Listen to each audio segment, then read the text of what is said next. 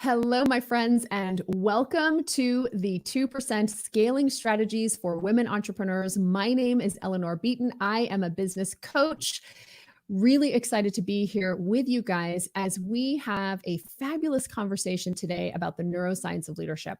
So here's the deal. If you know that you want to lead your company or your organization to a new and better place, to continuous growth, to the development of amazing people, to serving your customers and clients beautifully, the best way to lead your company is to develop the person who is leading it, or to develop the leaders that you have inside that company.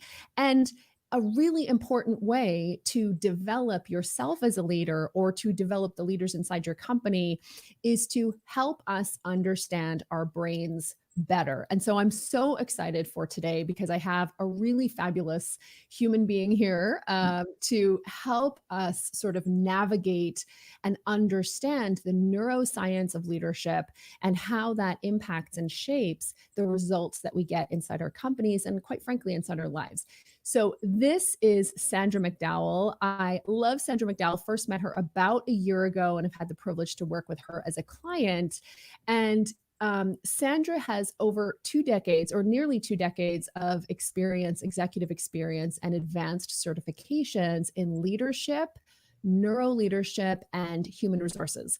And she's a trusted authority on the application of neuroscience for leadership. So she founded the E-Leadership Academy. You guys need to go and check this out, to help professionals advance their capacity for courageous, human-centric leadership by harnessing the untapped potential of the brain. These cohort-based, so her programming, and through her company, she leads cohort-based programs that boast an exceptional completion rate, with 100% of participants saying they would recommend the E-Leadership Academy to colleagues. We'll be asking her to kind of take us behind the scenes on that in a moment. Sandra is also the author of Your Mother Was Right, 15 Unexpected Lessons About Leadership and the Brain, and she continues to inspire organizations and professionals internationally through her programs, webinars, executive coaching, and when we can get our international borders open up again and our national borders opened up again, speaking engagements. So Sandra, we're so excited to have you here. Thank you so much for joining us. Thank you, Eleanor, and thanks for all that great intro. It sounds like a lot of work. I know, it's so easy though. It's so easy to give a great intro when someone has lived it. Hashtag facts, right? I love it. So I want to get a sense of when you first got interested in the neuroscience of leadership. How did you first get interested in making this connection and sort of make this move into the work that you do today? Well, that's a great question. I think it goes back to, coming through corporate and really working with leaders for over a decade, and getting my certification in executive coaching and really supporting people to move forward with their great intentions. There, I was, coming up against that gap between great intentions and action. And what's getting in the way of people actually following through on all the great things they were saying they would do in coaching. So then, more stuff started. I started to pay attention to things about the brain and started to see that, really what's getting in the way of these great intentions is how we think and how we focus, and to be able to facilitate that change between our great intentions and action. So it was really that gap between intentions and action that prompted my interest in studying neuroscience for leadership. There's so much to explore here, because I think any ambitious person, and in some ways, if you think about, if we understand that in the sort of global cohort of people who are leaders, who are leading people, you've got in that a lot of ambitious people, right? And people who have vision, people who want to accomplish things. That's why they become leaders. So sometimes it can be almost a reality that you have more things that you want to do and that you say you're going to do than you actually do. So I would love for you to break down a little bit, kind of based on what you've seen. What would be, a couple of the things that you see from a neuroscience perspective that keep us from the follow through? Yeah, that's a great question too. So it comes down to focus and paying attention. When I studied neuroscience and neuro leadership through the Neuro Leadership Institute, one of the first modules, the first areas of focus was the topic of focus and attention. And really, we're facing this sort of attention deficit as human beings in general. Our capacity to pay attention continues to decrease. Even as people are watching this, the mind wanders. And there's Wait, lots well, of it's not when they're watching this because we're riveting. We're totally riveting. yes, of course, not this. Yes, but it's our attention just keeps deteriorating, and that is for everybody. Technology is helping us and hurting us in this way. So people's ability to follow through is being impacted by their ability to pay attention and focus. And Mhm. so, and our brains are suffering. We know there's lots of evidence to support that around mental health. We're starting to see that the anxiety increased, just that overwhelm, the burnout. So it's really focused. So that's the essence of mindfulness, and meditation is around training the brain to focus so you can really put one foot in front of the other.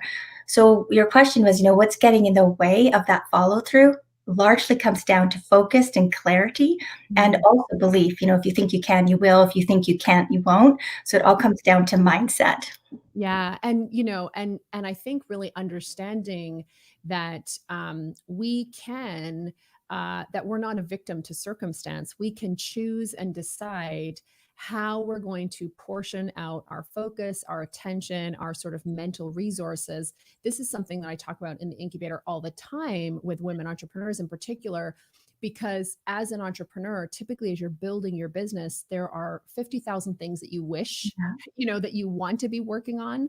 But to really generate forward momentum, you do need to sort of focus down and apply those blinders. And sometimes that means disappointing people, like saying no.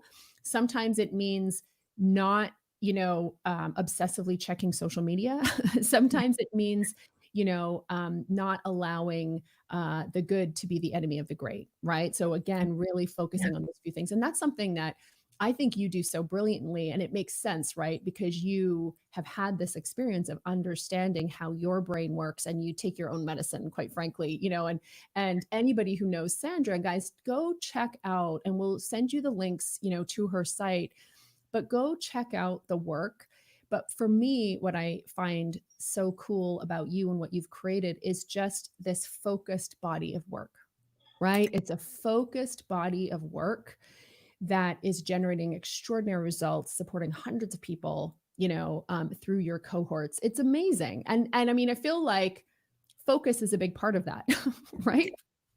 Yeah, when it comes to, online learning, it gets a bad rap largely because it's generally self-paced and there's not a lot of accountability that happens with a lot of online learning. So that really pushing through that and past that and understanding the brain is where I focus the program development. That cohort-based learning, that connection, we learn, we're better together. We work in we're humans, and so that human connection is part of the program. So that's one thing that really helps people get through the program, as well as that focus and those micro steps. So it's helping people to go. So people's great intent, everybody has a large stack of great intentions, but unless you actually apply the focus, making progress. So it's translating theory to practice, which Mhm. only takes that. And there's just so much to say about how the brain works in terms of reshaping itself to be able, when you apply focus. And if you don't, it just doesn't work that way.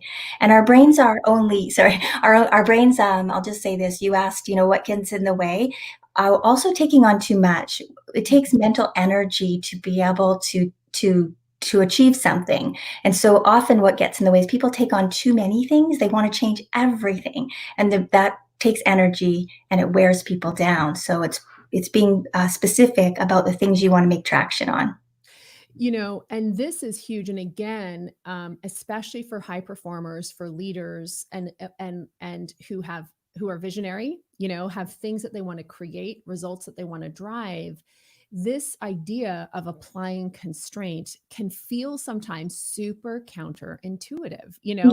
But and it's that, and then that sort of overestimation of how much we can actually drive forward. It was so interesting. So last week, as you know, we were doing a retreat.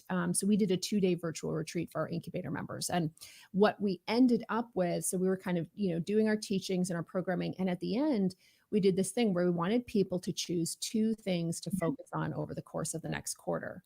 And I think that was the most challenging part for people. And some people were just like, no, I have to pick 5. You know what I mean? We had a few of those. But that thing of working with your brain, of applying constraint, of applying focus so that you can be your best. And it's ironic because one of the other things that I'll see is that what people crave is space, right? Mhm. You talk to a leader, a lot of times what they really crave in order to do their best work, they need that mental white space, but they also have to do something that doesn't feel natural to them, i.e. apply constraint. What's going on there? We want Yeah. we want the space, but we don't want to do the things to get the space. What's up with that, Sandra? Explain to us. Explain to you, explain to everybody.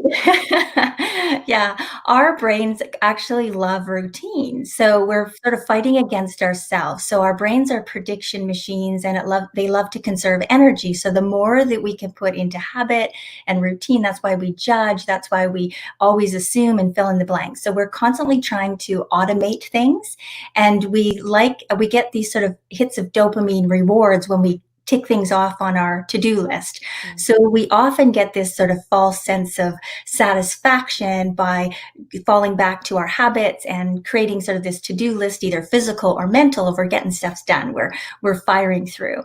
So that's getting in the way of us actually just doing the hard work, which is to go back and think, okay, what do I need to be thinking about? Because it takes more mental energy. So we're fighting against our natural instinct to just go into autopilot. Yeah. Oh, I love this. And I love this conversation. And for those of you who are listening, who are in a situation where you are really growing, maybe you are taking things up a notch, you are up leveling in your business, maybe you have recently got promoted into a new leadership position inside your organization, or you're simply taking your company to the next level. One of the things that I think about a lot and that I have had to apply this same discipline to is my habits and routines, from 3 years ago, from 2 years ago, from 1 year ago, look different, and they must look different now, so I have a result that I want to create, Mhm. and in order to do that, I need to stop doing the things I used to do Yeah. and start doing the things that I know I need to do. And that is, you know what I mean? You're breaking a habit and it feels weird. And so people do this backslide and they never get the results or traction that they want. Oh, yes, I mean, it's all of us, and it takes discipline, and so the good news is our brains are malleable like plastic. We can shape them. That's the concept of neuroplasticity. The bad news is it actually takes focus and energy to do that. There's no cheat, there's no easy way. You Oh really my have gosh, I wish you to. didn't tell us that. I know. Well, it's kind of like Okay. you kind of set people up. And that's why coaching and the coach approach is so powerful, because we're often sort of jumbled in our brain. But if people can articulate out loud their intentions and the plan to get there, and you can facilitate that thinking, they can stay on track with Yeah. achieving that. Yeah. Amazing. So I would love for you to share a little bit with us, because one of the things that we were talking about in the green room is we were talking about, and this is really for those folks, again, who are navigating change in some way. And so much of leadership is navigating change. So Mhm. I'm thinking specifically about people maybe who have stepped up into a new promotion, and so there's a big change there.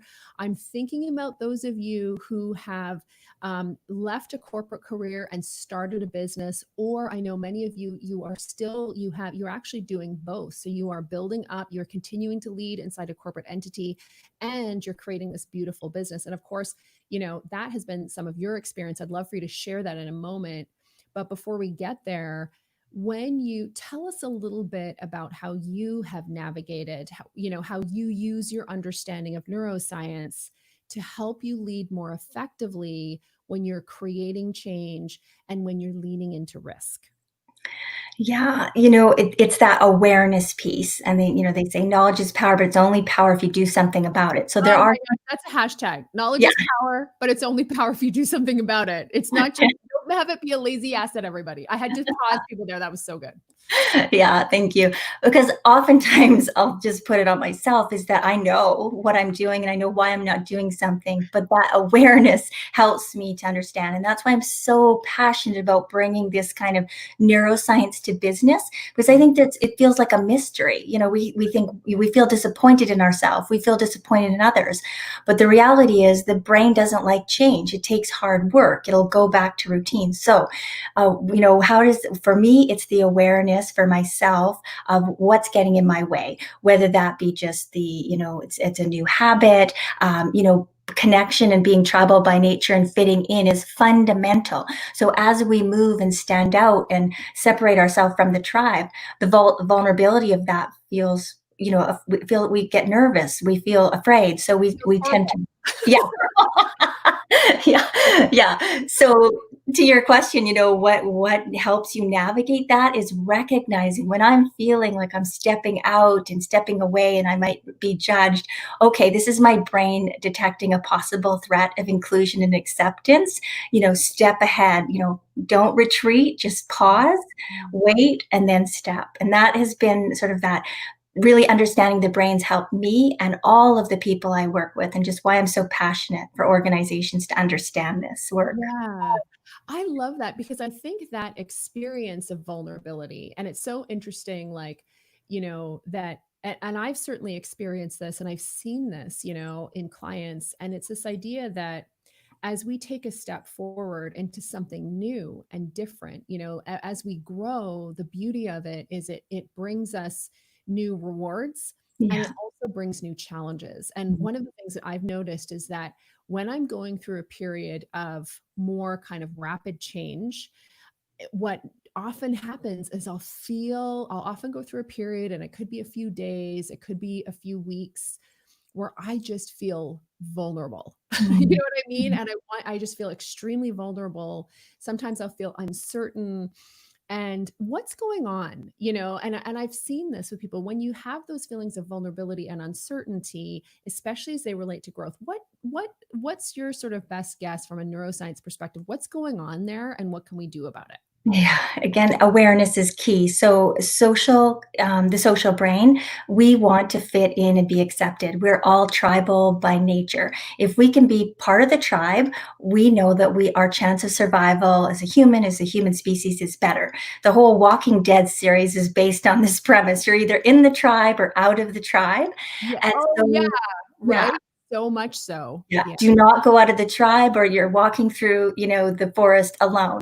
And so as we, step out, so we do a lot of things to counterbalance sort of our desire to stand out and pursue our goals while fitting in. And that becomes hard. So a lot of people just cannot, get through that piece just because there are people, unfortunately, when it comes to, tribal mentality, a lot of the way that we made people conform was through shame. So this is a lot of work what Brene Brown does talking about shame. We get people to conform in the tribe through shame. So as people start to stand out and be different, they start to feel that possible threat of shame and lack of acceptance and being excluded from the tribe. So Mm. we start to conform again. So it's this constant battle in ourselves. And that's why one of my, driving forces is really the notion of shine bright, shine bright to serve others and help. But it's hard to shine bright because there's a lot of people that want to dim your light. And so it's really focused on moving forward. Yeah, and quite frankly, it can be completely unwitting. They may unwittingly be doing this, but it is this humans, we're such interesting, complicated Mhm. creatures. But to your point, this is why I think that a lot of the people who are listening here, I mean, we're primarily talking about this on LinkedIn and inside a business Facebook group. So, a lot of our listeners who are going to be watching this today and over the next week or so, they are going to be people who have these professional desires, right? So, if maybe you are, elevating through an organization, leading a team inside an organization, maybe you're an individual contributor in an organization and you know that you want to take your personal leadership skills better, and really manage your career and life better, an entrepreneur trying to grow your business.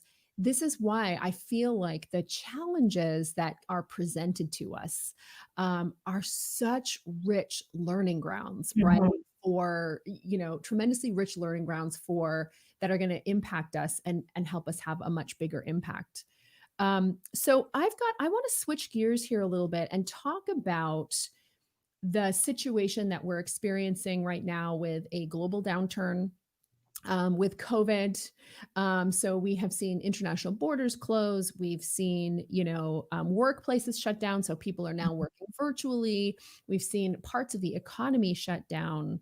And we have leaders who are trying to navigate this. Any sense of, the biggest things from your perspective, the biggest challenges that you have seen leaders and their brains try to cope with this situation? What are the biggest challenges that you are seeing leaders face? Yeah, I think it's fear of the unknown, both for the leader and all of the people that they're leading, their followers. And so I've been doing a lot of work with organizations, with leaders to really help understand the brain and fear. So here's the bottom line. If someone is feeling fear, your brain is working. That's good news. Your brain has detected a threat. The pandemic has all the buttons, all the things that would push our buttons to detect a threat. So just say, okay, my brain's working. I understand that it's, unexpected, it's unknown, it's unprecedented, and it has a possible, death is possible. But then it's what you do with that fear that matters. So it's managing that fear. So for the leaders that I'm working with, and in particular the webinar series that I've been doing the last 6 weeks with leaders from across Canada and around the world, is really primarily understanding the brain's response to fear, and then accepting, pat on the back, our brains are working. Now what? How do we manage that fear? And really helping to calm ourselves down, because if we let the fear hijack us, it gets in the way of our emotions, how we're showing up, and our logic. Mm. And and really in many ways, my opinion is that this kind of learning and understanding this connection is like a requirement for Mhm. moderators. And you can completely see what happens if you as a leader don't understand what people are going through, you don't understand what you're going through. And so it can create a lot of problems. And so I think, the programming that you're doing right now, leading through adversity, essentially is sort of the broader name of the work that you're doing in this Mhm. field right now. And this is all PS and online learning modules. You need to go and check it out. We'll give you the details in a moment. If you haven't done this work, or even if you already have, it's an excellent way to continue reminding ourselves. Because remember, as Sandra said, the brain loves routine. Yeah. And so, as we try to shift that routine of the brain and understand ourselves better and break that routine of habitual response to fear, anything that we can do to sort of reinforce these new pathways. See, I'm a quick learner. Reinforce these new pathways that Sandra's talking about, to have new habits, constructive habits that support you where you want to be. They're not just the habits that you use to get you where you are today. That kind of thing is so helpful. So you all need to go and check it out. I want to ask you just a couple more questions before we wrap up here. One of the things that you've done so beautifully, and I've really had the privilege of watching you do this, is again, apply this focus to a body of work. Really being clear about, and if I'm gonna ask you for some success tips, but I'm gonna give people some success tips out of Sandra's book, right? If that's okay, because I think it's so cool to watch what people do and see, like, what is it that makes them really successful. And one of the things that I've seen you do, which I think is so cool, is really is to really be clear about the impact. And so that neuroscience and leadership connection, and have to have built up this body of work around this and this expertise around this. This is amazing, especially for y'all who are in the leadership space. I think when you're in that space, it's like, what is that? It's such a broad category, but really understanding and having your piece of this world, your piece of this category is so powerful. And you've done that so beautifully and really applied that focus, Mhm. which makes sense, of course, given, that you know how to do that. And then just that the ability to manage, sort of, as entrepreneurs, we can be so impatient, but the ability to lead through that and drive results, Mhm. so to drive results over time, just creating these incredibly valuable assets, your online classroom, your new Leader Hub program, which we'll talk about in a moment. I really see that. I wanted to acknowledge you for that because I think it's so powerful to go behind the scenes of like, hey, this person is really successful. These things didn't come out of nowhere. There were things that happened to drive this success.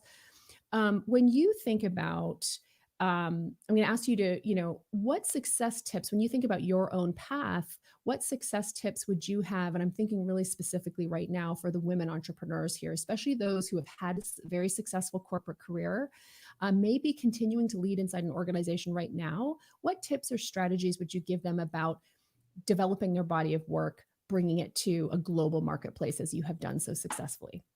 Yeah, yeah, you do such great work in this area. I'm always tuning into what you have to say. So thanks for asking. So many things come to mind, but I think it's one foot in front of the other. It's, yeah, 5 years, 5 years I've been working on to get where I am today. And if you had have asked me 5 years, what it would have taken to get from there to here, I would have had no idea.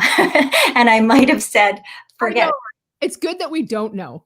Yeah. You guys, it's easy. If you haven't done it yet, it's super easy. I'm just kidding. Yeah. So one foot in front of the other, and also, believe. This goes back to the brain again. If you think you can, you will. If you think you can't, you won't. And I heard you talking about this yesterday to somebody, and it's so, so incredibly powerful. This is the placebo effect of the brain. It's around the neuroscience of expectations. Literally, you have to believe. And so, and I guess, manifest that. You can nurture that. That's really the essence of the secret, the big secret. The big secret is to think you can. And so I would say that's the second tip, is like one step in front of the other. The second is to actually really believe you can, and, listen to the voices that are cheering you on. And that's been hard to navigate for me too. I've had some, steadfast cheerleaders, some people who believe in me, and I have to sometimes tune out those other voices and really narrow in on my cheerleaders to help me. And hard work has really. It is that too. It is that too. I love that. One step in front of the other, and I think, and I can't remember who said this, but maybe it was Tony Robbins talked about how we continually we overestimate what we can accomplish in like a week or a Yeah. year even, and we underestimate what we can accomplish in 10 years. And so if you think your 5 year, journey, what, Right. what you've created, the value that got created out of nothing. Like, this is why I am just so obsessed with women entrepreneurs and the impact on the economy, and to your point around belief, it's something where something did not exist, creating something, putting it out into the world and driving an enormous exchange of value. It's so powerful. It's why women entrepreneurs are so important to the Mhm. economy, small business owners generally, and our focus, of course, women entrepreneurs very specifically, the value that gets created Mhm. through.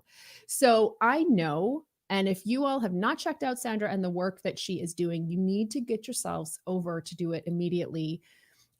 There's a number of different, you are about to launch a brand new program called Leader Hub, Yeah. fabulous program membership where people can, where people can really learn and firsthand how to manage their brains better. Where can people go to learn more about you and the programs that you offer and get themselves enrolled?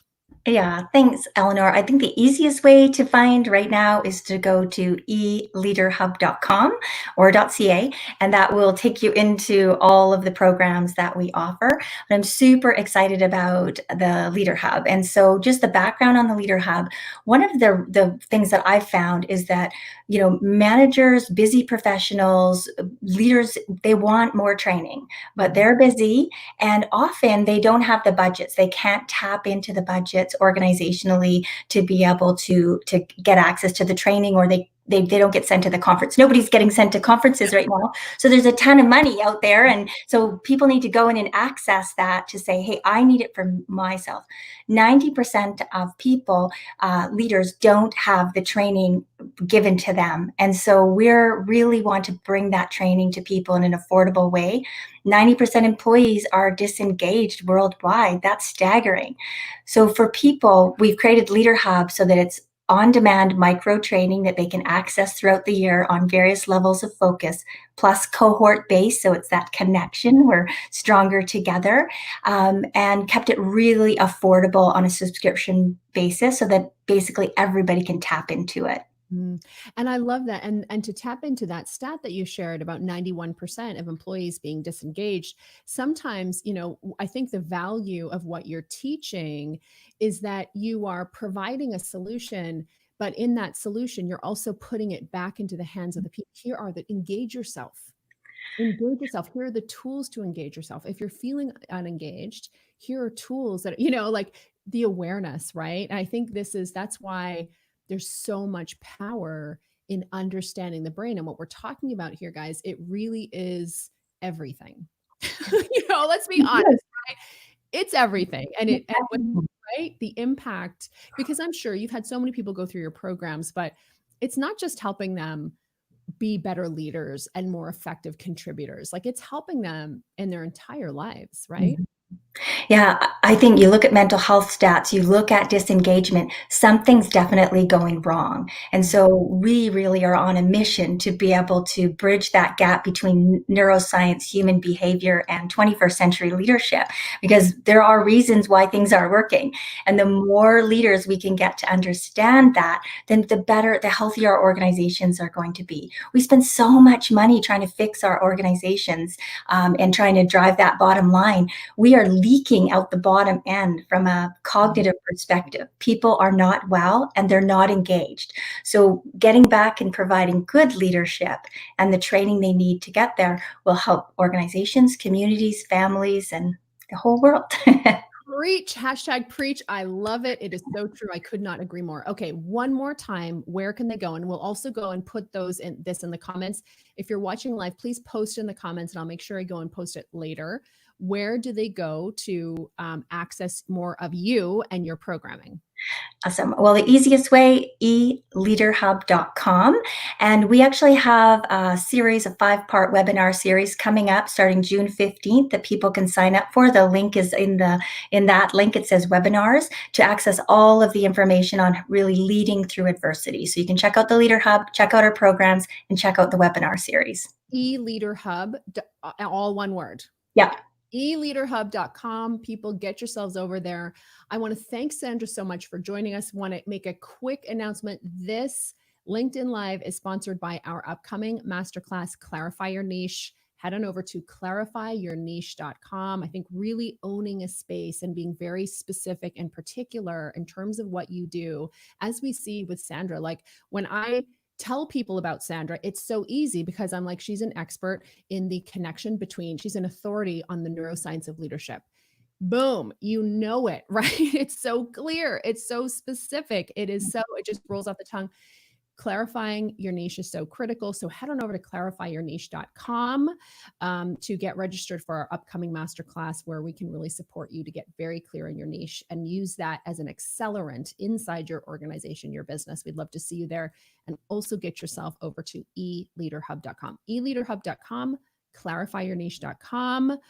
That's how you get more of the fabulousness that was this conversation. Sandra, you're amazing. It's been such a pleasure to connect with you. Thank you so much for sharing your insight and wisdom. People who are watching this, I would so love if you would post in the comments your one takeaway. I know there's been many, but your favorite takeaway, something you're taking away from this conversation, from what Sandra has shared about the neuroscience of leadership. We would love to see that. Thank you so much for joining us. Thank you, Eleanor. And I can't not take the opportunity to thank you for the work that you and your team are really doing to support women entrepreneurs to grow and succeed. Thank you for that. Thank you.